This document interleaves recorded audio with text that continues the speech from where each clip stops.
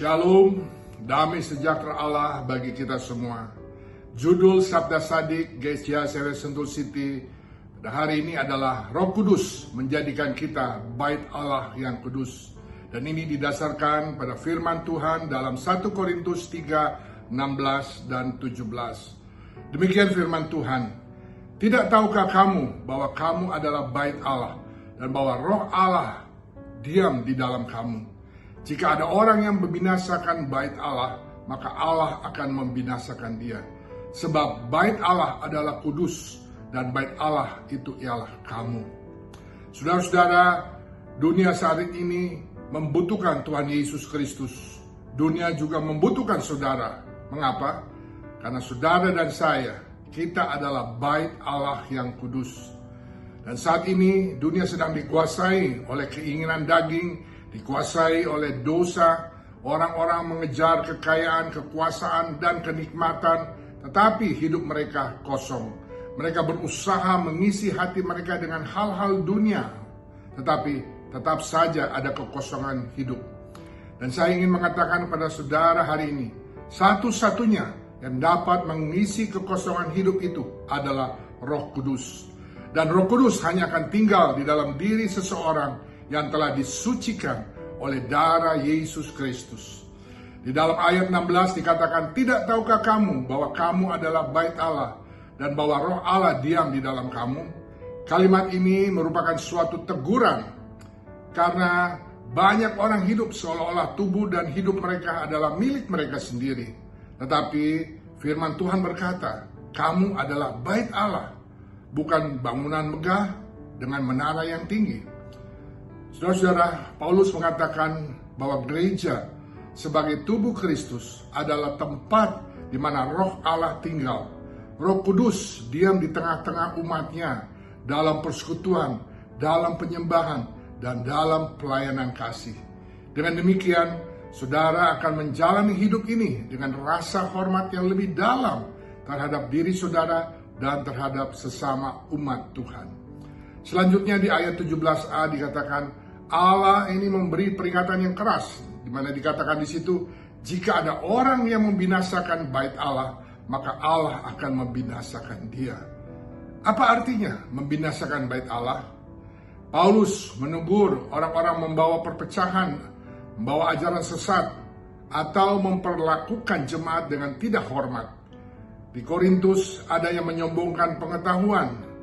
Mereka memecah belah tubuh Kristus berdasarkan pemimpin-pemimpin rohani dan bahkan bersaing dalam keangkuhan rohani. Untuk itu saudara-saudara, dosa telah merusak bait Allah. Allah serius membela baitnya, membela gerejanya. Siapapun yang merusak kesatuan atau kesucian gereja akan berhadapan dengan Allah sendiri. Dan kita semua dipanggil untuk menjaga kesatuan di dalam gereja. Kita yang percaya Tuhan Yesus dipanggil bukan hanya untuk ikut gereja, tetapi untuk membangun, menjaga, dan menguduskan komunitas iman ini.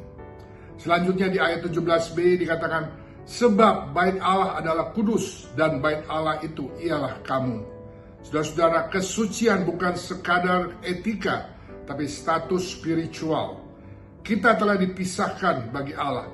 Kita kudus bukan karena sempurna, tetapi karena kita telah ditebus oleh darah Yesus Kristus. Tinggal dalam kekudusan berarti memiliki hidup, yaitu pola pikir, pola tindak yang berbeda atau terpisah dengan orang lain. Dunia boleh mengajarkan kompromi, tetapi gereja, kita sebagai bait Allah adalah tempat di mana kekudusan Allah terlihat. Kekudusan berarti kasih, pengampunan, kebenaran, dan kehidupan yang berpusat pada Yesus Kristus. Karena kita kudus, kita hidup dalam hormat kepada Allah, hormat terhadap tubuh kita, hormat terhadap gereja kita. Ketika saudara hidup dalam kebencian, artinya saudara mencemari bait Allah. Dan ketika saudara hidup dalam nafsu, saudara membinasakan apa yang kudus. Ketika saudara berkata, ini hidupku, aku bebas berbuat sesukaku, itu adalah pemberontakan terhadap Tuhan, dan Tuhan tidak akan diam. Ingat, dalam Alkitab berkata, upah dosa ialah maut. Saudara-saudara, Roh Kudus ingin tinggal di dalam hidup saudara hari ini. Sebagaimana dalam Wahyu 3 ayat 20, Yesus berkata, "Lihat, aku berdiri di muka pintu dan mengetok. Jikalau ada orang yang mendengar suaraku dan membukakan pintu, aku akan masuk mendapatkannya. Dan aku akan makan bersama-sama dengan dia, dan ia bersama-sama dengan aku." Apakah hari ini saudara akan membuka diri untuk Yesus masuk? Yesus tidak memaksa. Yesus mengetok, dan saudara yang harus menjawab. Yesus yang membaptis saudara dengan Roh Kudus, dan Roh Kudus yang menjadikan kita bait Allah yang kudus. Hari ini saya tidak bertanya apakah saudara adalah orang baik atau orang kudus, tapi saya bertanya, apakah Roh Kudus tinggal dan berkarya dalam hidup saudara? Mari kita camkan, saudara dan saya adalah bait Allah yang hidup, karena Roh Kudus ada di dalam diri saudara dan saya. Untuk itu hiduplah dalam kekuduskan. Beritakan Injil kepada semua orang.